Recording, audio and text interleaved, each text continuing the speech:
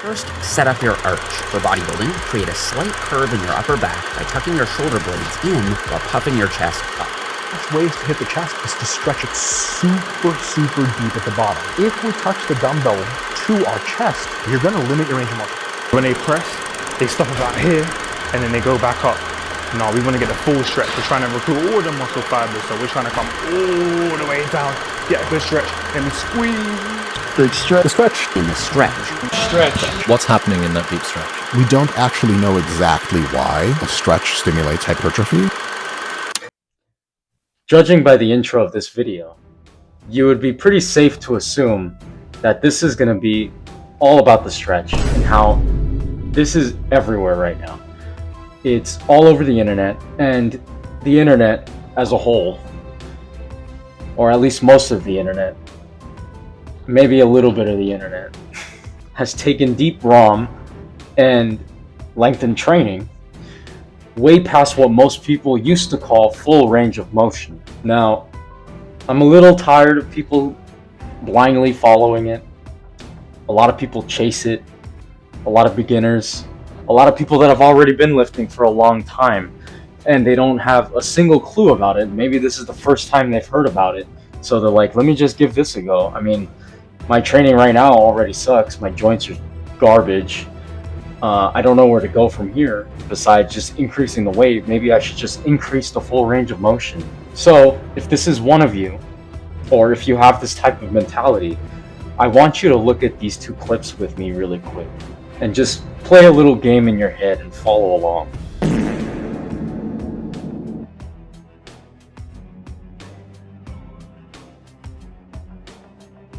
This is the game I want you to play. We're going to be focusing a little bit more on the chest. This one is specifically about cable chest flies, and I'm going to be showing you two different types of ways that you could be hitting this set. Both have very high effort, no obvious ego lifting, no obvious half repping. Now, I want you to ask yourself this quick little question as you're watching. Which one creates more stimulus and better chest tension? That one or this one? I want you to decide. Now, this is where I got some of you bozos in my trap. If you picked the deeper clip, you should probably keep watching, because when they watch these types of videos, and when I mean they, it's mostly beginners, like I said in the beginning of the video, they believe, or they start to assume, that the reps that move the most, regardless of the muscle itself that's being worked, is the one that's doing the most amount of stimulus. Now, we're going to be going over this chest fly situation a little bit, and we're going to be looking at these clips side by side once again. Now, stop looking at which rep travels farther and ask yourself, is the chest still loaded in that super deep position that you just saw? Look at it really closely and compare it to the other one. The arm travels farther behind the body. The shoulder drifts back, the rib cage opens wide up, the torso is changing position, and the tension is essentially leaking away from my pec. I'm technically, I guess, getting more ROM, but not necessarily more chest loading. It's not even a question if I'm getting more ROM. I'm definitely getting more range of motion, but it's a compromised range of motion. The extra range here that I got came from my joints and my structure changing. Because remember, more movement is not the same thing as more muscle tension. Now, with that in mind, look at this chest fly. It may not look as deep or extreme. It may not have that super dramatic range of motion, but my ribs are controlled. My shoulders aren't drifting away behind my body. My arms stay in a range where the pec can actually keep that tension. So anywhere in the lift, I could stop moving and see that the pec is the one that's getting the most tension. Because like I said, the better rep is not always the one that goes the farthest. The better rep is the one that gives the most useful tension to the targeted muscle. Because that rep is moving so deep, that should equal that there's more tension on it. But a lot of people fail to realize more range of motion does not automatically equal more tension or more stimulus. Now, don't get me wrong, I'm definitely not anti-stretch. I think a lot of people that have watched the introduction and have watched what I said in the beginning, and especially when I'm showing the actual lift itself, believe that I might be anti-stretch, and it's something that you might identify me with, but that's not really the case. Those things can definitely be implemented into your workouts in many different ways. Why? Because it's just another tool in your toolbox. Now, the stretch can be great for growth. Training muscles at longer lengths can definitely matter, like I said, but the stretch only matters if the target muscle is still taking all of that load. A deeper rep is only better if the muscle you're trying to grow still owns that position and it's still locked onto that weight that you're pushing. Now, the deepest range you can reach and the deepest range you can load are not the same thing. Because if you go down on those deeper stretches or ranges of motion, then that means by the time you're pushing the weight back up, how much of that is truly being pressed onto the actual chest muscle itself? How much of that tension, how much of that time under tension is truly emphasizing your actual chest? Because if you lift the weight up and then you realize that you might be using a little bit of your shoulders, or you might realize your rib cage is popping open and you're stretching yourself wide open, then that rep isn't very cash money. Now, I want you to give yourself 3 questions to ask during any of the lifts so you can have a good idea of what you should be looking for your exercises, so you know that you're not essentially getting scammed by forcefully increasing more range of motion. Now, this is especially for my brothers and sisters that are just getting into this type of lifting and they're beginners at all of this. And they just heard deep stretch equals more growth. These are your 3 questions that you should ask yourself when you're exercising. Where do I actually feel the tension and pump? That's 1. Dose.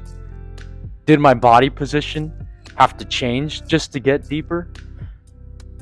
In the deeper range, does the target feel more loaded or does the pressure disappear? Would be your 3rd question. Now, let me explain why you would want to know the answers to any of these 3 questions, because it's important the way that you answer them. If the tension disappears, if your body position changes just to force more range of motion, or if pressure moves away from the target muscle, then the extra range probably is not doing what you think it is doing, which is not good. Because there is definitely a difference between stretching a muscle and just moving your body further just for the sake of moving your body further. Now, with all of this new information that you have in mind, we're going to go back and I'm going to play another game with you.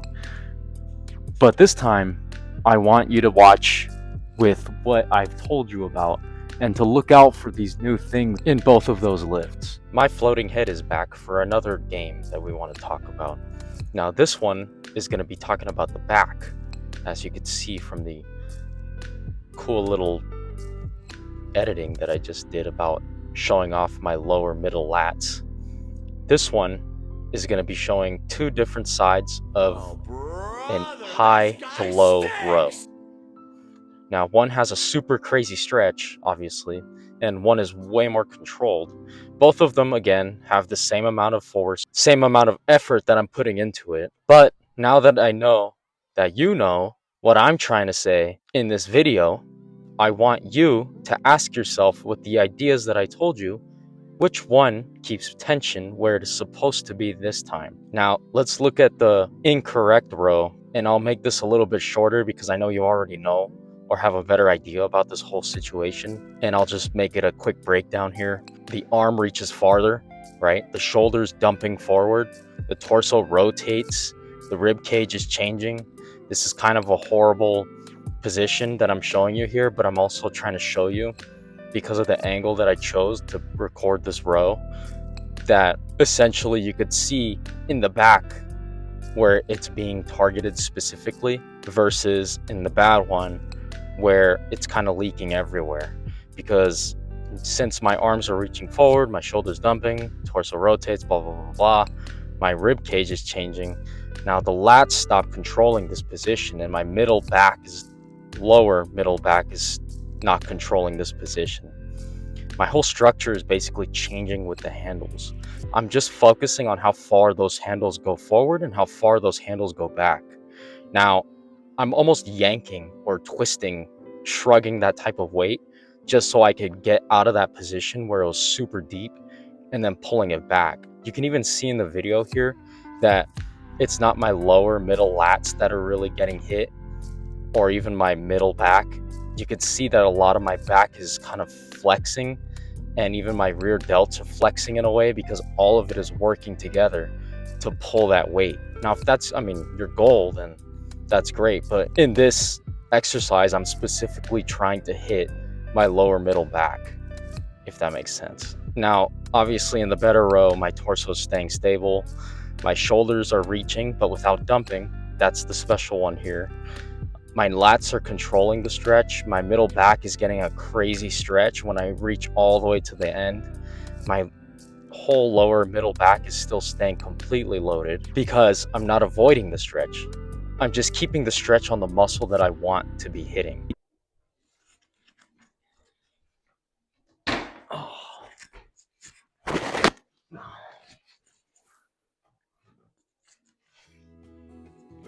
Now, once you see this, you start seeing it all over the gym. You see it all over the internet. You see it from other people that are doing it. And you see them do this in different muscle groups. For example, people chase the deepest hamstring stretch and they'll run out of hip motion just trying to chase that, just so they could have the bar touch the ground. Then they borrow the range of motion from their lower back when they are completely out of range in their hips. Curls, presses, rows, pull downs. People will turn all of these lifts into an entire stretch routine. And the problem is that the stretch is a great idea, but a lot of people will start to see if they can implement that to everything.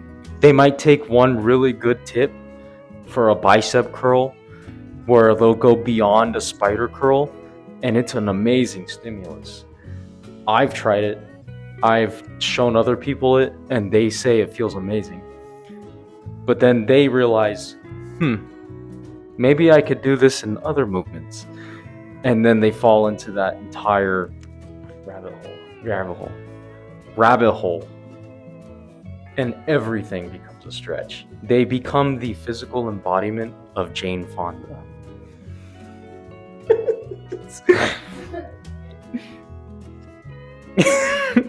So all in all, they're not training any better when they do this. They're just compensating deeper. Peekaboo. Now, the good thing about all of this, or the good idea, is that training the muscles at longer lengths can be very useful. I agree with that. There's tons of different exercises out there where they have stretch-focused movements and they have squeezing-focused movements. And both of those feel amazing. I use them. You probably use them. Everybody uses them. All the different movements feel great on the muscle. I have no problem with longer lengths and even the stretch in general. Now, the bad message is the part where it's go deeper or stretch harder. More range of motion as far as you can. If it does not feel like the muscle is ripping off of that bone, you are leaving gains on the table. Every single one of them, every fiber is not being hit all of a sudden. Now, this hinders beginners because they copy extreme ranges of motion before they can even test tension in the normal range. They don't understand that the normal ranges where they should be living in the beginning before they can advance to the next level, which would be deeper ranges. Beginners think exaggerated positions are automatically the most optimal, and they end up compensating instead of training better. If you were to take anything away from my TED Talk, it's this: the deepest range you can reach and the deepest range that you can load are not the same thing. If the target muscle is still loaded, use the stretch. If the target muscle is not loaded anymore, that extra range is no longer helping you. All is said and done, any video that you watch or anyone that you see and you get advice from, and they talk to you about the stretch or they show you different exercises, do them. I think it's a very smart idea to always experiment, always try out new things, but always do it with an open mind, of course. Because at the end of the day, I mean, it's just lifting. You always want to try every different style and every different movement, and never stop being hungry for more techniques and more knowledge in general. Thank you all so much for watching. Obviously, you could tell this is my first video, so I'd love it if you guys liked, subscribed, shared, whatever. And definitely go into the comment section and I read every comment, all 2 of you, and ask a question. Thanks so much for watching, and I'll see you guys in the next one.